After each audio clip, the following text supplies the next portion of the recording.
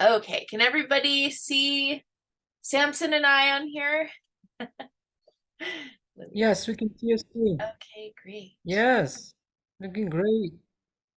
Yeah, I'm Maureen Maloney, and I'm a documentary producer. I was a Peace Corps volunteer in Madagascar. That's how I got my start there. And basically, my goal is to elevate the status of women. I work on a variety of different projects and different video projects, and they're pretty much all centered around this. I have another web series called Girl Aspiring, and that features women in all different kinds of non-traditional employment, and also a pilot film called Hidden Humor, which is about a young woman with a rare genetic disorder and her trying to overcome her disability to do extraordinary things and interviewing other extraordinary women.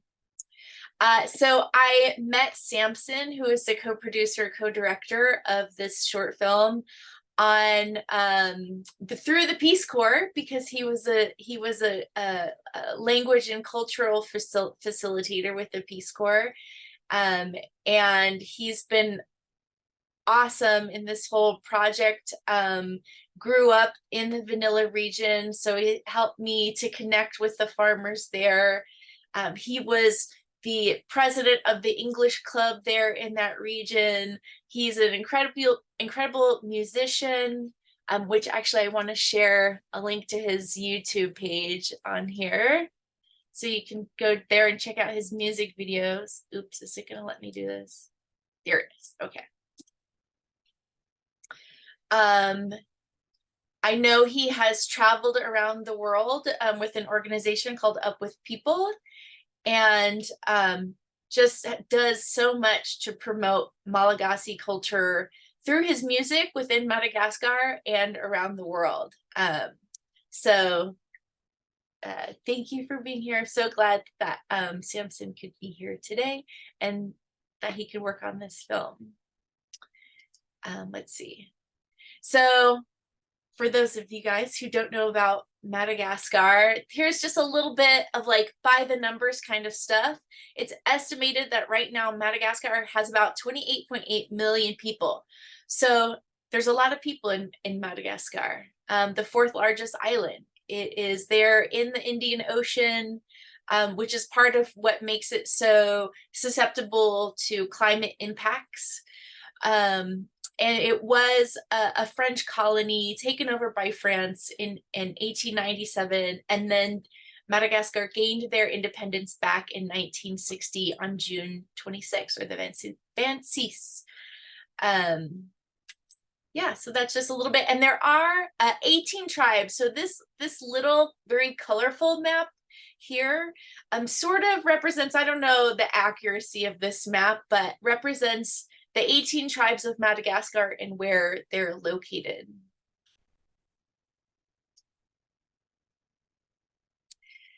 So in the northeast part of Madagascar, where the vanilla is grown, they are very susceptible to cyclones. In 2022, the area was hit by 4 cyclones and 1 tropical storm.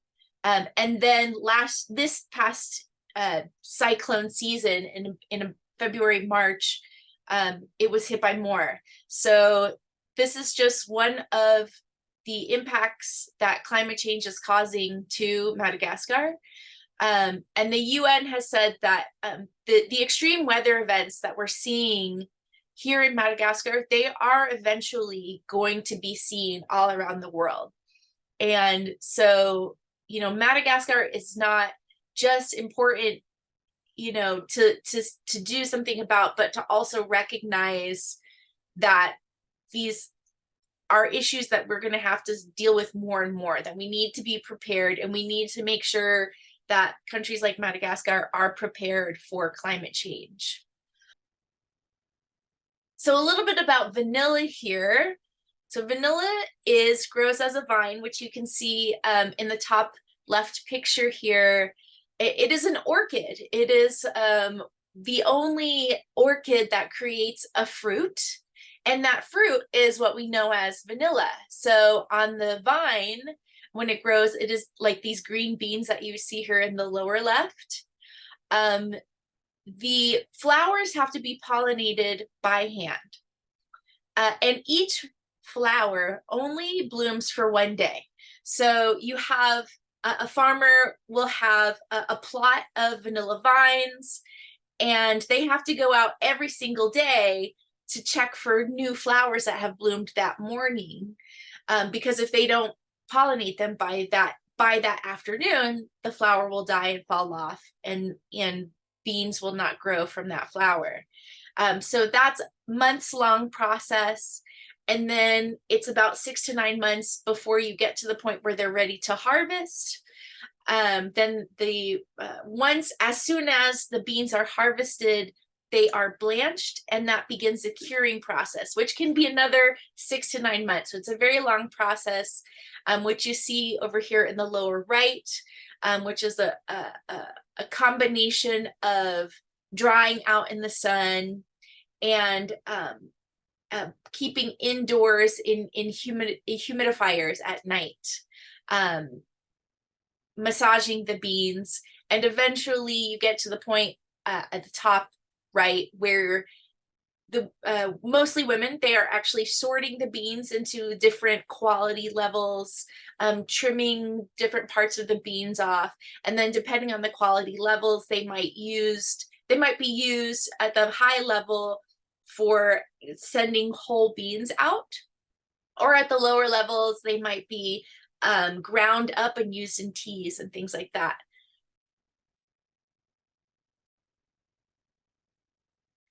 So, some of the problems that are faced by all vanilla farmers, and there are men and women both farming vanilla.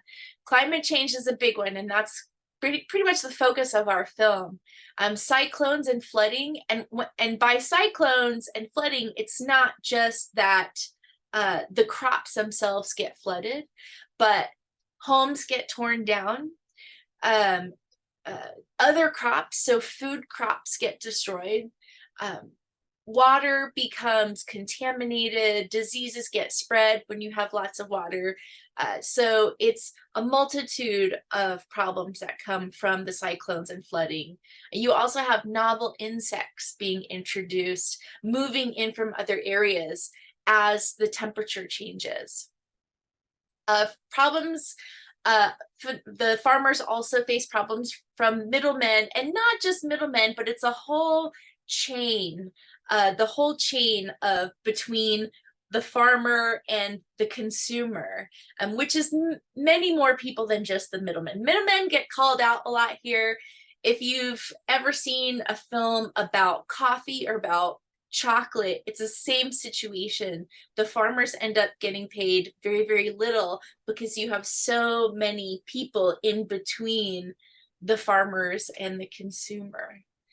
Theft is a problem, especially when the price of vanilla is very, very high. So when Samson and I started working on this film back in 2019, the price of vanilla was really, really high. Farmers had to sleep in their fields. They had to hire help protecting. They had basically hire armed guards. People have lost their lives in this situation. It's very dangerous for the farmers protecting their crops when the price is so high. It creates a very toxic system basically there, because food prices also get very high, and it's very difficult for people in that area. And then price fluctuation. So, sometimes the price is really, really high, but in the past year or so, the price has been extremely low, and the farmers are not even getting enough to make up for the labor and the time and the cost that they put into it. And this is a problem. This very up and down, it just makes it difficult for farmers to plan anything, to plan how much money they'll have, what they'll be able to spend on their children's school. and things like that. And combine this with the climate impacts on women, which is why I chose to focus on women in the film.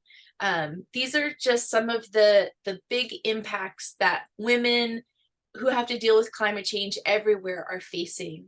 Increased gender-based violence within the home, but also because they're having to go longer in a lot of places, they have to go further to collect firewood or further to collect water.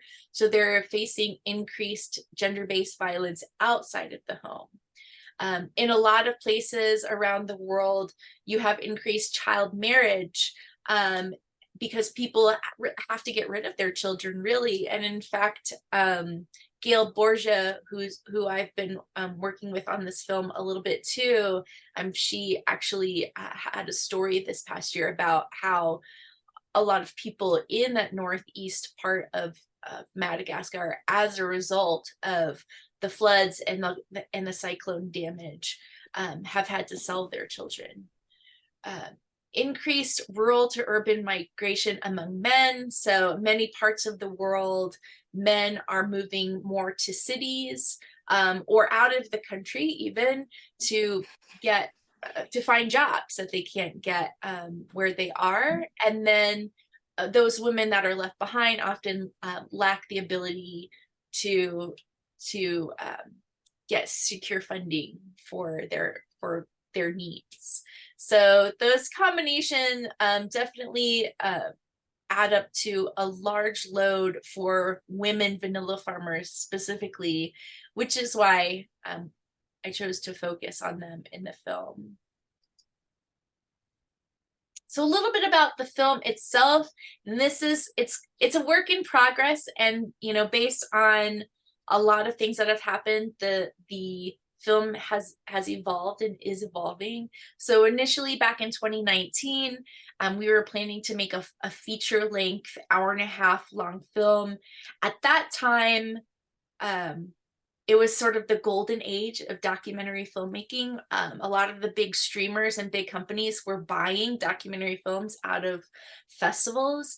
That is not the case anymore. Those companies are not buying documentary films anymore. But what we do have is we have a lot of educational streaming platforms and a lot of different kinds of platforms where people can watch documentary films. And I know for myself and a lot of the people that I've talked to, a shorter documentary actually is really preferable. A shorter documentary is also really useful in an educational setting. So now we're looking at probably something more like in the 25 to 55-minute range for the length of the documentary. We are primarily making this an observational film. We really want to focus on the farmers and their stories because women so often don't get to be heard in the media. We want to give women a chance to speak and have their stories and voices heard. And then the themes, our focuses really are climate adaptation. And that's mainly because what the farmers were saying, they were saying we need sturdy houses, we need to be able to have secure homes, and then living income, which is basically having that reliable, regular source of income. And then these women's resilience and innovation, particularly the two women that you see here, Juby and Sani, they have both pivoted to other forms of income. When we first spoke to Juby back in 2019, she was talking about having to get jobs carrying sandbags for building homes. Obviously, she's an older woman, so that's very difficult for her. What she's doing now, which you see in the short film, is she is growing and harvesting sugarcane and then juicing the sugarcane and making betsa, which is an alcohol, and selling it out of her home. So she's really pivoted to a whole different business, which is also very intense business. And then Sani is actually selling seafood, dried seafood. So she will make trips to the larger city, buy dried seafood, and bring that back to her village to sell out of her home. So all of these women really are, if you think about it, incredible entrepreneurs, finding other ways, other sources of income, and other ways to support their family, which is important to know because, you know, how can we support these women in those other endeavors? And, you know, one of the things we found is like several of the farmers that we talked to back in 2019, they've actually given up growing vanilla. And this is a growing concern again in coffee and in chocolate, that at some point farmers, it may not be worth it to them to grow these crops. At some point these crops are going to become more and more rare. And you know, something for people in the West to think about is, do we want to risk losing our vanilla or losing our chocolate, losing our coffee? You know, these things that we love so much. It is a possibility that we have to consider. So the goals of the film really increase conscious consumerism, basically make people think about where their food is coming from, especially vanilla. Are the farmers getting paid well? Are they getting paid a living income? Increasing adaptation funding for at-risk countries. So the UN actually just released its adaptation report, and funding for climate adaptation for these countries is way below what it needs to be. And we need Western governments, especially, you know, the governments of countries that are much more the reason behind climate change. They need to be providing funding to help these countries adapt.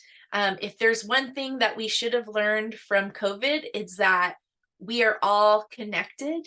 You know, borders don't really exist. You know, none of us is isolated. And so it is important for a variety of reasons to make sure that as our climate changes, we're supporting everyone and making sure that everyone can survive and thrive in the world that is to come. And so we need political will to do that. And to have political will, we need an educated populace who is willing to put pressure on their political leaders to do the right thing. Always elevate the status of women, and particularly in climate leadership positions, because it has been shown that when you have women in these leadership positions, you have greater buy-in from the community, and you have greater cooperation among the different stakeholders. So, you know, hopefully recognizing the importance and the knowledge that these women have, we can make sure that we get more women in leadership positions. And as a Peace Corps volunteer, I always want to bring awareness to Madagascar and Malagasy culture, beyond people just thinking of the Disney film when you say Madagascar. People should know about the fantastic culture of Madagascar. At this point, actually, I would love to hear from Samson, because I know that even though he grew up in the vanilla region, Samson learned a lot from the farmers and learned a lot from vanilla, about vanilla. So I'm gonna stop sharing here, and let's see if I can spotlight. How can I guess maybe if you just speak, Samson, you'll get spotlighted here. And yeah, please tell us a little bit about what it was like to work on the film and like what you've learned from the farmers. All right. So hello again, everyone. Can you hear me properly? Yes, I can hear you. Okay. All right. This is Samson from Madagascar. I'm co-director of this film. Yes, I come from Sava region, the vanilla region. I raised by vanilla farmer family, but I did not have a chance like to be around them in the villages to.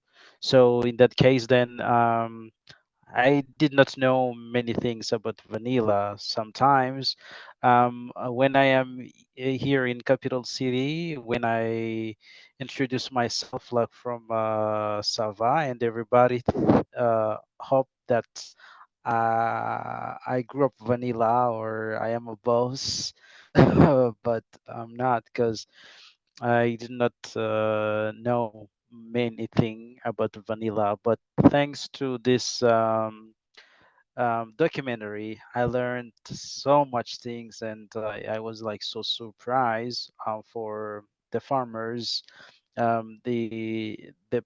path to get vanilla ready to be sold is really incredible to think about it and to imagine, because there are a lot of steps that they have to go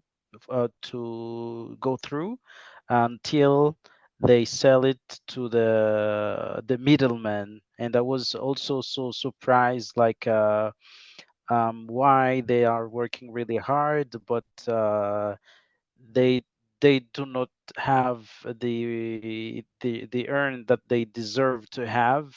Instead, the bosses get more money than them, but they faced many challenges, such as sleeping in the farms to watch out their vanilla from the Steelers, and they also risk to stay there without arms. Some of them they have, but some of them they don't have. And but the what make me sad, really sad, is that they do not have the money that they should earn than the middleman and the other people working on vanilla.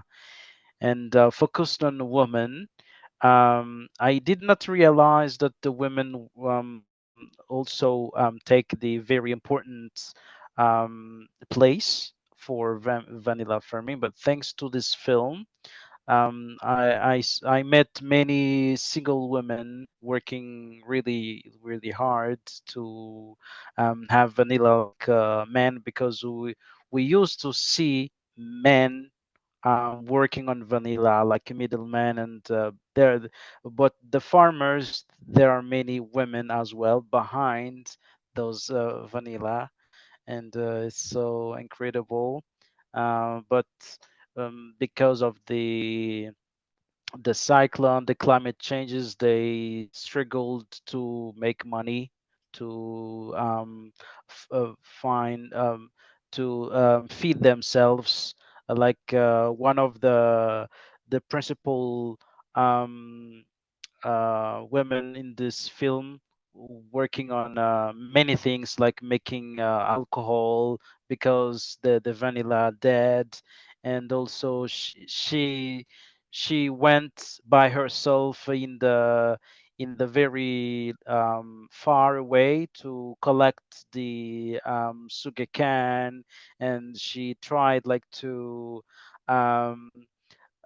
make like a small business apart from vanilla, so which is very challenging.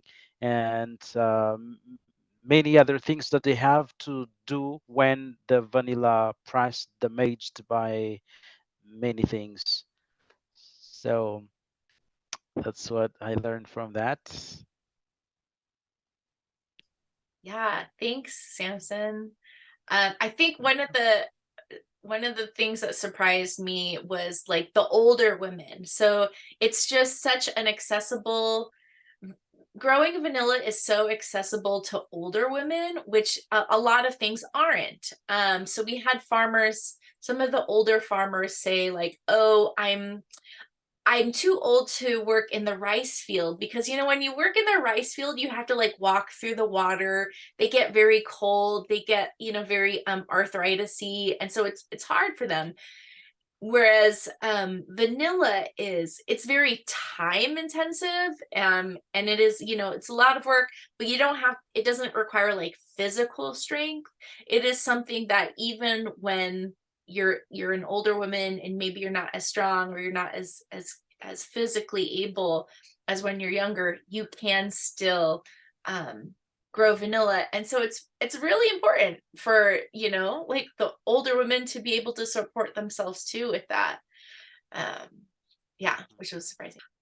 So vanilla is actually native to Central America. It is not native to Madagascar at all, and it was brought by the French.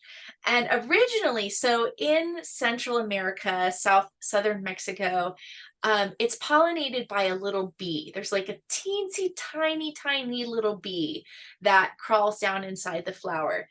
Even that, though, naturally speaking, vanilla is still pretty rare, because it's just the whole like structure of the flower makes it kind of difficult to pollinate.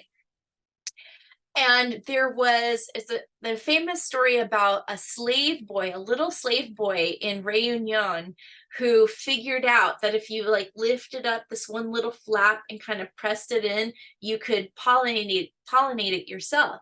And so that's how they figured out how to self-pollinate the vanilla flowers. So they've always in Madagascar, and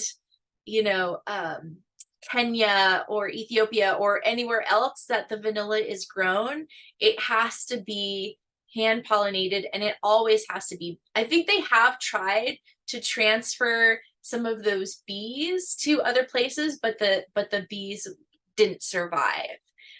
So that is how vanilla came to be in these other places, and how it came to be hand pollinated. One of the challenges that farmers have to overcome in Madagascar and some other places, but mainly in Madagascar, is the idea that they can only grow vanilla. So in Madagascar, some people will grow cloves, which are also pretty valuable, and other spices. But when the French were there, they were very strict about, in this area, you only grow vanilla. And in this area, you only grow cloves. And if you were caught growing cloves in the vanilla area, the French would rip out your crop and throw it into the ocean. And so that became like an ingrained kind of taboo almost. And so in some areas, people are working with the farmers to help them understand, like, you can diversify your crops. You can have vanilla and cloves. And some of the fair trade companies like Lafaza, they are working, they have helped their farmers create these diversified crops. So when the price of vanilla is low, they have other things that they can fall back on. So if anybody hasn't seen the short yet, you can get a link to that from our webpage. We do have the opportunity to make tax-deductible donations, which go to help share the story with the world. And businesses and organizations can host their own events, and there is more information about all of that on our website.